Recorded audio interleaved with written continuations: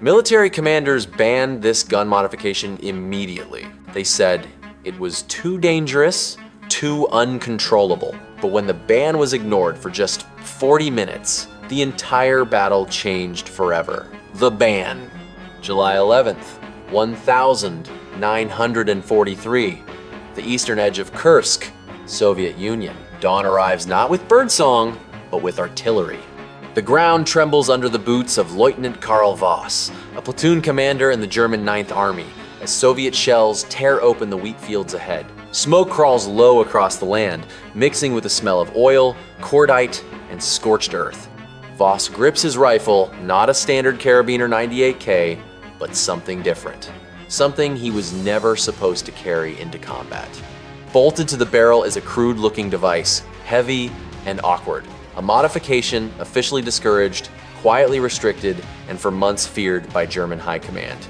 An intermediate caliber selective fire conversion, a weapon that blurs the line between rifle and machine gun. Behind Voss, his men whisper the nickname they've heard passed in workshops and testing grounds. Maschinenpistole for D front. A machine pistol for the battlefield. The German army had a rule. Infantry rifles were meant for precision, machine guns for firepower. Mixing the two was considered dangerous, tactically unsound, logistically risky, and psychologically destabilizing. High command feared that giving soldiers automatic fire would encourage wasteful shooting, ammunition shortages, and loss of discipline. Adolf Hitler himself opposed the concept. He believed wars were won with marksmanship and control, not sprays of bullets. Any attempt to issue a rifle capable of both semi-automatic and fully automatic fire was viewed as a threat to doctrine, so the weapon was sidelined, renamed, buried under paperwork, labeled a submachine gun to avoid scrutiny. But on the Eastern Front, doctrine was already dying. At Kursk, German infantry were being swallowed alive by Soviet defenses, trench lines layered with machine guns, urban strongpoints turned into killing zones. Red Army soldiers armed with PP-Shesh 4-1 submachine guns could unleash devastating fire at close range, overwhelming German riflemen before bolt actions could cycle their next shot. Reports came back brutal and repetitive. Enemy assault impossible to suppress. Close combat losses unacceptable. Infantry firepower insufficient. Engineers at Haenel and Walther had warned command years earlier. They'd argued that the future of infantry combat wasn't long-range precision, it was controllable firepower at 300 meters and under. The modification they produced, what would later evolve into the Sturmgewehr concept, fired a shortened 7.92 times 33 millimeters cartridge. Less recoil, more control, selective fire. In testing, it worked too well. Troops trained with it fired more confidently, advanced more aggressively, suppressed enemy positions without waiting for machine gun support, and that terrified commanders. A soldier who doesn't wait for orders is dangerous. So, the weapon was banned from mass adoption, limited production only, issued quietly to select units under experimental authorization. Kursk changed everything. As Soviet counterattacks smashed into German lines, Voss received a whispered order from Battalion Command. Not written, not logged. Use what you have. When the Red Army surged forward, Voss raised the modified rifle. He squeezed the trigger once, then again, holding it just a fraction longer. The weapon barked in controlled bursts. Not wild, not wasteful, disciplined fire. Soviet troops dove for cover, shocked by the volume of fire coming from a position they'd assumed was held by standard riflemen. The usual pause, the bolt cycle, the reload never came. German infantry advanced with their fire, not behind it. For the first time, they matched Soviet assault troops shot for shot. By midday, local commanders were sending frantic messages up the chain. New rifle increases assault effectiveness. Enemy momentum halted. Request immediate expansion of issue. The ban no longer made sense, but lifting it would mean admitting something unthinkable, that German infantry doctrine was obsolete. And that realization would collide head-on with ideology, pride, and the reality of modern war. The turning point. By nightfall on July 11th, the firing along Voss's sector began to slow, not because the Soviets had withdrawn, but because something unfamiliar had taken hold on the battlefield. Control, German squads were no longer pinned, waiting for MG-42 crews to reposition. Instead, they were maneuvering independently, laying down suppressive fire as they advanced. The modified rifles filled the deadly gap between single-shot precision and belt-fed firepower. In a dugout several kilometers behind the line, General Major Walter Model studied the incoming reports. Model was not a man prone to enthusiasm. He trusted numbers, terrain, and results.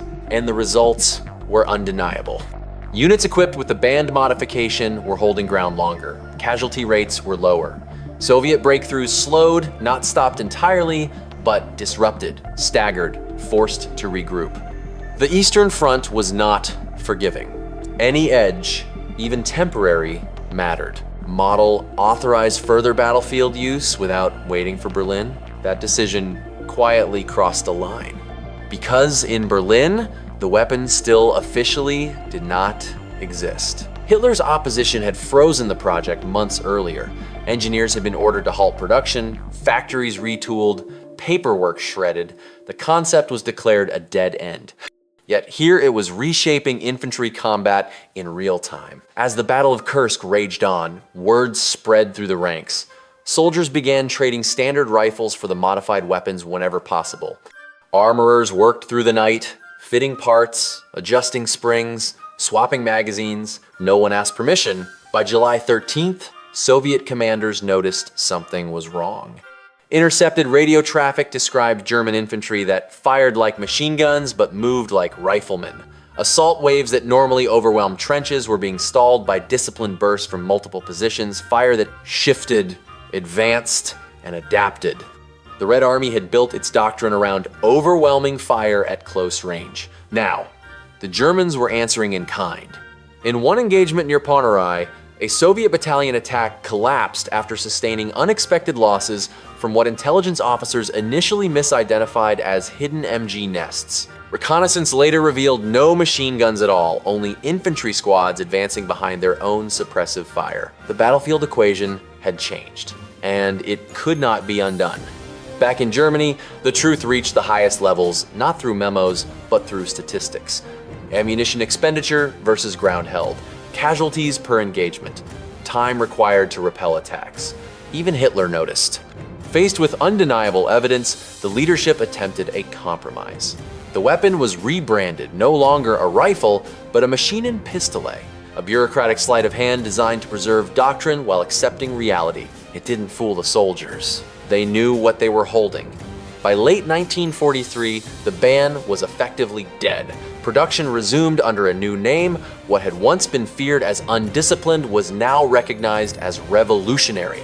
The modification became the foundation of an entirely new class of weapon. An assault rifle, but its impact went far beyond Germany. After the war, Allied analysts pored over captured examples. American ordnance officers, British infantry planners, Soviet designers all reached the same conclusion. This was the future. The idea that an infantryman could carry controllable automatic fire, effective at real combat distances, changed everything. Squad tactics evolved. Fire and maneuver became standard. The old distinction between rifleman and automatic gunner began to blur. Every modern infantry weapon that followed, from Cold War designs to today's service rifles, carries the DNA of that once banned modification. And it all began not with approval, but with desperation. On a summer morning at Kursk, amid smoke and shell fire, a lieutenant raised a weapon he was never supposed to use. And for a brief moment in history, it worked. Not enough to win the war, but enough to change how wars would be fought forever.